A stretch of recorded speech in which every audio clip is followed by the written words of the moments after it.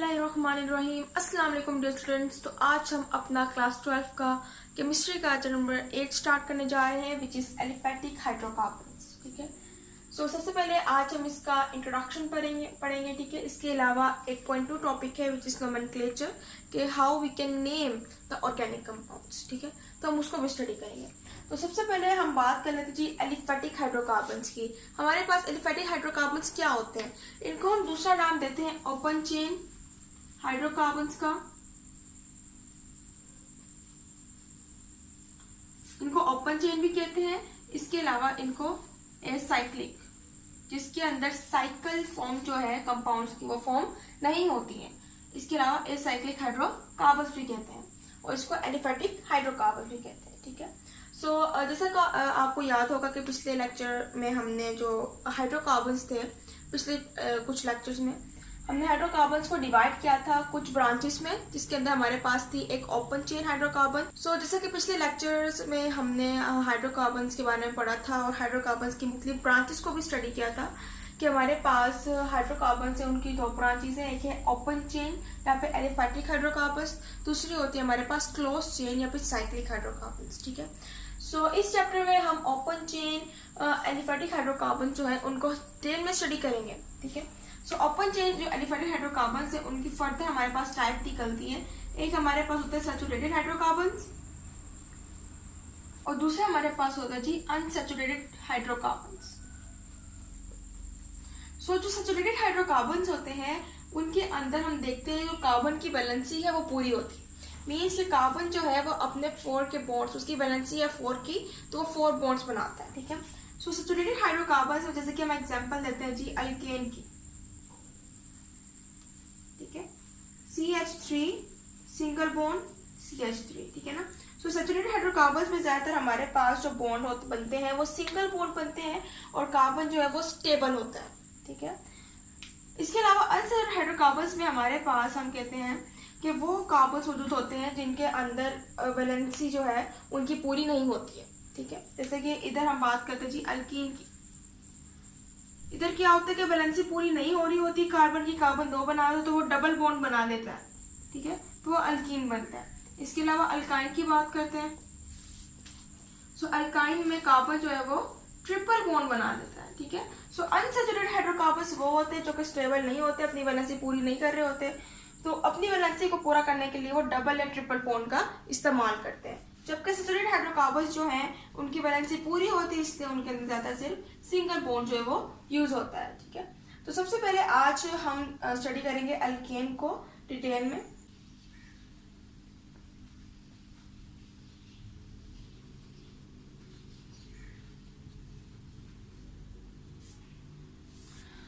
अब हम नोमेनक्लेचर को स्टडी करेंगे। नोमेनक्लेचर हमारे पास टॉपिक नंबर 8.2 है।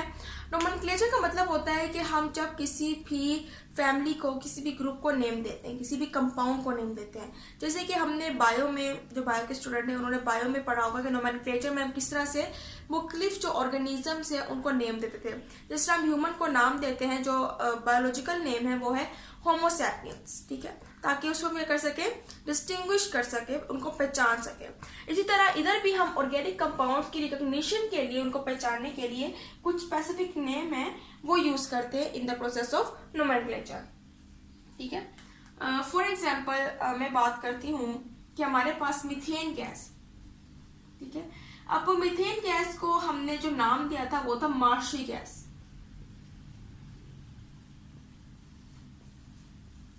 ठीक है, लेकिन हम कहते हैं कि हमारे पास जो इथीन थी विच इज CH3, ठीक है, ये भी हमारे पास मार्शी गैस है। ये भी हमें एक मार्च प्लेस से मिली थी। ठीक है ना, हमने कहा था कि हमारे पास जो मीथेन है वो हमें मिली थी एक मार्शी प्लेस से, तो हमने उसको मार्शी गैस कह दिया। लेकिन इथेन और इसके अलावा प्रोपेन और मजीद जो हमारे पास गैसेस थी वो भी हमें मार्शी प्लेसेस से मिली थी, लेकिन हमने उसको मार्शी गैस का नाम नहीं दिया। क्योंकि रीजन ये थी कि हमारे पास जो मेन फ्रैक्शन थी वो थी CH4। ठीक है, तो मेन फ्रैक्शन को हम ज्यादा यूज करते हैं, बाकी जो है उनको हम ज्यादातर इस्तेमाल नहीं करते हैं। तो यही वजह है कि हमारे पास बाकी गैस जो है वो अननोन रह जाती हैं। तो उनकी नेमिंग के लिए हम क्या करते हैं, नोमेनक्लेचर का जो प्रोसेस है उसको यूज करते हैं। फॉर एग्जाम्पल हमारे पास बारबिट्यूरिक एसिड, ठीक है। सो ये बारबरा के नेम से निकला था, ठीक है। एसिडिक एसिड ये निकला था जी विनीगर से, ठीक है। तो इस तरह से मुख्तलिफ जो एसिड्स हैं, कंपाउंड्स हैं, उनका हम डिफरेंट नेम रखते थे, ठीक है। लेकिन अब हम बात करेंगे कि हमारे पास एक प्रॉपर सिस्टम है जिसको हम नाम देते हैं जी IUPAC सिस्टम, ठीक है। इंटरनेशनल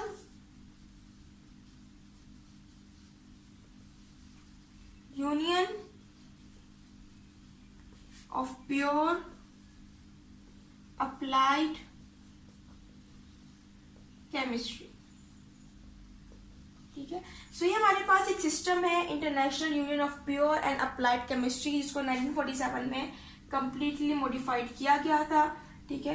तो ये हमारे पास एक नेमिंग सिस्टम है, एक रूल है जिसके जरिए से हम क्या कर सकते हैं, मुख्तलिफ ऑर्गेनिक कंपाउंड्स को डिफरेंट नेम दे सकते हैं। इसके अलावा कुछ हमारे पास स्पेसिफिक रूल्स थे कि जैसे हमारे पास अल्केन्स के अंदर कितने भी अल्केन्स है, मीथेन है, ethane, propane, butane and further pentane वगैरह। तो ये सारे के सारे जो हमारे पास अल्केन्स हैं और फर्दर, तो इनके अंदर हमने कहा था कि हमारे पास इनका जो सफिक्स होगा, सफिक्स कहते हैं जो हमारे पास एंड में आता है, तो ये सफिक्स जो है वो हमेशा एंड रहेगा, क्योंकि हमारे पास अल्केन्स के अंदर जो सफिक्स है वो है एंड। तो इसलिए हम सारे जो इसके अल्केन हैं उसको भी हम क्या करेंगे, एंड करेंगे एट दी एनी एन, ठीक है। इसके अलावा हम प्रीफिक्स भी यूज करते हैं, ठीक है। प्रीफिक्स हमारे पास होता है जो कि वर्ड के शुरू में आता है। सो फॉर एग्जांपल अगर हमारे पास कंपाउंड जो है वो नॉर्मल है तो उसके लिए हम प्रीफिक्स एंड यूज करते हैं, अलग है तो आइजो यूज करते हैं, इसके अलावा न्यू। सो इस तरह से हम क्या करते हैं, प्रीफिक्सेस जो है हम भी उसको स्पेसिफिक रखते हैं। फॉर एग्जाम्पल मैं बात करती हूँ जी ब्यूटाइल की, CH3, CH2, CH2 and CH3।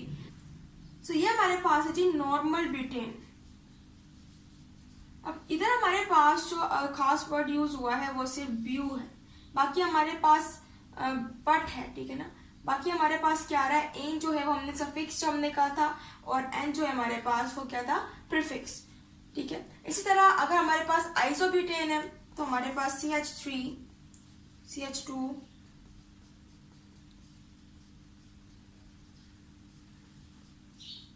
ठीक है। सो ये हमारे पास बन जाता है जी आइसोब्यूटेन, ठीक है ना। इसी तरह फर्दर हम क्या करते हैं कि हमारे पास ऑर्गेनिक कंपाउंड्स हैं उनको हम फर्दर इस तरह से नेम देते हैं कि एनब्यूटेन, आइसोब्यूटेन, आइसोब्यूटाइल, ठीक है। इसके अलावा अगर हम एग्जांपल लेते हैं अल्कीन्स की, ठीक है। सो अल्कीन्स के अंदर हमारे पास फॉर एग्जांपल हम बात करते हैं कि जो सफिक्स लगेगा वो ज्यादातर होता है यूज वाइलिन, ठीक है। सो ये हमारे पास आता है सफिक्स जो है वो यूज होता है, बाकी जो प्रीफिक्स है वो हमारे पास वही होते हैं जी, एन नॉर्मल के लिए आइसो, इसके अलावा न्यू, ठीक है। जैसे कि हम बात करते हैं जी इथाइलिन, सो ये हमारे पास एक स्पेसिफिक सफिक्स है, ठीक है। इसके अलावा हमारे पास इथाइलिन के अंदर CH2 डबल बॉन्ड CH2, ठीक है। तो ये हमारे पास क्या बन जाता है, इथाइलिन, ठीक है। अगर हमने क्या करना है फर्दर इसके अंदर चेंजेस करनी तो CH3,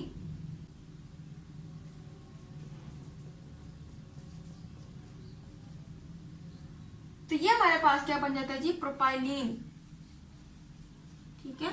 सो वाइलिन जो हमारे पास क्या है, एक सफिक्स है जो कि हम क्या कर रहे हैं, अल्कीन्स के जो ऑर्गेनिक कंपाउंड्स हैं उनको नेम देने के लिए यूज कर रहे हैं, ठीक है।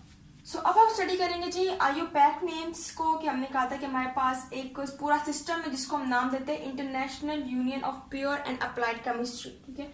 सो हम कहते हैं कि IUPAC सिस्टम जो है 1889 में शुरू किया गया था, ठीक है। इसके अलावा फिर 1892 में जाकर इसको एक्सेप्ट किया गया था, इसकी रिपोर्ट को, इसकी रिपोर्ट जो है वो देखी गई थी, उस पर वर्क किया गया था, ठीक है। फिर 1930 में इसके अंदर कुछ और मॉडिफिकेशंस की गई थी, कुछ तब्दीलियां की गई थी, ठीक है। और फिर 1947 में जाके हमने इसको प्रॉपरली एक्सेप्ट कर लिया। सो 1947 से हमारे पास आईयूपैक को सिस्टम जो है वो नेमिंग सिस्टम बना हुआ है, जिसकी वजह से हम ऑर्गेनिक कंपाउंड्स को नेम देते हैं, ठीक है। और जैसे कि हम बात करते हैं जी अब नोमेनक्लेचर ऑफ अल्काइल ग्रुप, कि हमने अल्काइल ग्रुप को किस तरह से नेम दिया, ये किस तरह से बनते हैं हमारे पास। जब हम बात करते हैं कि हमारे पास अल्केन है, मुख्तलिफ मीथेन है, इथेन है, प्रोपेन है, ब्यूटेन है, सो ये हमारे पास सारे क्या आते हैं अल्केन, इथेन, इथेन, प्रोपेन, ठीक है। तो ये सारे क्या है अल्केन है। अब हम कहते हैं कि जब हम इन अल्केन्स के अंदर से इनके ऑर्गेनिक कंपाउंड में से क्या करते हैं, एक हाइड्रोजन को निकाल देते हैं। फॉर एग्जाम्पल मेरे पास था जी मीथेन CH4, अब इसकी वैलेंसी क्या थी, 4 बनाने की, इसने 4 बनाए हुए हैं, लेकिन ये अल्काइल ग्रुप में किस तरह तब्दील होगा कि अगर कोई हाइड्रोजन, ठीक है, क्या करेगा, इसको छोड़ के चला जाएगा, ठीक है। कि हमारे पास हम कहते हैं एक तो एटम है जी कार्बन का, ठीक है, एक है हाइड्रोजन का, ठीक है। अब क्या करे, या तो हाइड्रोजन क्या करे, अपना एटम लेके यहाँ से चला जाए और कार्बन की वैलेंसी जो है वो उसी के पास रह जाए, यानी कि उसकी वैलेंसी जो है कोवलेंट बॉन्ड बनाने की वो कार्बन के पास ही रहेगी, ठीक है, लेकिन हाइड्रोजन जो है वो अपने जो उसका एटम है उसके साथ रिमूव हो जाएगा, ठीक है। लेकिन अगर बहुत से केसेस में होता है कि हमारे पास हाइड्रोजन जो है वो कार्बन का भी जो एटम है उसको लेके चला जाता है साथ, ठीक है। तो इस केस में हमारे पास जो अल्काइल ग्रुप है वो नहीं बनता है। या फिर अगर हाइड्रोजन बस अकेला ही निकल जाता है, ठीक है ना, और ये दोनों के दोनों जो एटम है वो कार्बन के पास छोड़ देता है, तब भी हमारे पास अल्काइल ग्रुप नहीं बनता है, क्योंकि जब हाइड्रोजन अकेला जा रहा है इसके ऊपर पॉजिटिव आयन बन जाता है, और जब ये इनको सबको लेके जा रहा है तो ये नेगेटिव हो जाता है, ठीक है। तो इसलिए इसमें आयंस जो है वो नहीं बनने चाहिए। तो हमारे पास सिर्फ अगर हाइड्रोजन जो है सिंगल एक एटम को ले लेता है और कार्बन की वैलेंसी को छोड़ देता है तो हमारे पास बनता है अल्काइल ग्रुप। जैसे कि हम देख लेते हैं हमारे पास मीथेन है CH4, ठीक है। अगर हम कहेंगे इसके CH3 बन गया और एक H जो है वो चला गया, ठीक है, तो ये हमारे पास क्या बन जाता है मीथेन। इसके अलावा ये बन जाएगा जी मीथेन, ठीक है। अब इस डैश का मतलब क्या है, कि इस डैश का मतलब है कि कार्बन के पास एक वैलेंसी है कि वो एक और कार्बन एक और बॉन्ड जो है वो बना सकता है। इसी तरह इथेन है हमारे पास CH3 सिंगल बॉन्ड CH3, ठीक है। अगर एक हाइड्रोजन हम क्या करते हैं रिमूव करते हैं, ठीक है, एक हाइड्रोजन जो हमने ये निकाल दिया है तो हमारे पास एज अ रिजल्ट क्या बनेगा CH3 CH2, उसके पास अपनी एक वैलेंसी है कि वो क्या बन सकता है, एक बॉन्ड बना सकता है, ठीक है। और प्रोपेन है हमारे पास जी, प्रोपेन में 3 कार्बन होते हैं हमारे पास CH3 CH2 एंड CH3।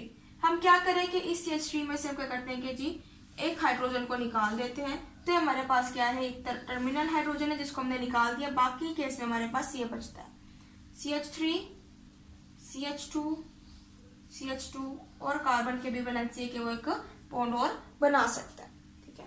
तो इसी बेस पे हम क्या करते हैं कि अल्काइल ग्रुप्स बनाते हैं, तो ये हमारे पास ही बन जाते हैं जी अल्काइल ग्रुप्स। ये बना हमारे पास अल्काइल ग्रुप, और इनके नेम जो है वो भी हम चेंज कर देते हैं। किस तरह से, कि पहले हमारे पास मीथेन था, एन आ रहा था क्योंकि पहले अल्केन था, लेकिन ये अब अल्काइल आ गया तो हम इसके लिए सफिक्स जो यूज करेंगे वो यूज करेंगे YL। मीथेन था, शुरू का जो हमारे पास प्रीफिक्स है उसको वैसे रहने देंगे मिथ, ठीक है, आगे हम लगा देंगे जी YL मिथाइल। सो मीथेन हमारे पास हो जाएगा मिथाइल जब उसके पास से एक हाइड्रोजन रिमूव हो जाएगा। इसी तरह इथेन हमारे पास वही सफिक्स को हटा के YL लगाएंगे तो बन जाएगा इथाइल, ठीक है। तो ये हमारे पास क्या बनना है जी CH3 बॉन्ड CH2 एंड एक और वैलेंसी, ये हमारे पास बन जाता है इथाइल। इस तरह प्रोपेन में वही हम AN को क्या करेंगे रिमूव करेंगे, YL लगाएंगे तो बन जाएगा प्रोपाइल, और ये हमारे पास प्रोपाइल है CH3 CH2 और CH2, ठीक है। सो ये आपने याद रखना है, ये आपको याद होना चाहिए, ठीक है। इसके अलावा ब्यूटेन की जब हम बात करते हैं, ब्यूटेन के बारे में बात कर लेते हैं। ब्यूटेन में हमारे पास होते हैं जी 4 कार्बन, 4 कार्बन वैलेंसी होती है इसकी CH3 CH2 CH2 and CH3। हमने ये कहा था कि कार्बन जो है एक हाइड्रोजन रिमूव कर देगा, तो इधर से क्या होगा कि एक हाइड्रोजन जो है वो रिमूव हो जाएगा, ठीक है। अब ये जो है ये रिमूव हो जाएगा, फिर हमारे पास बचेगा जी CH3 CH2 CH2 and CH2 इसकी वैलेंसी है कि वो भी बॉन्ड बना सकते हैं, ठीक है। अब ब्यूटेन का नाम हमारे पास क्या बन जाएगा जी, ब्यूटाइन। तो इस तरह से हमारे पास अल्काइल ग्रुप्स बनते हैं, ठीक है। इसलिए ज्यादा ज्वाइन होते हैं with the organic compounds at the branch, ठीक है। सो ये था आज का हमारा टॉपिक। उम्मीद है आपको लेक्चर समझ आएगा। इंशाल्लाह अगले लेक्चर में मजीद जो टॉपिक्स हैं जैसे कि नोमेनक्लेचर ऑफ अल्केन्स, अल्कीज एंड अल्काइंस, उसको हम डिटेल में स्टडी करेंगे। सो तब तक के लिए अल्लाह हाफिज।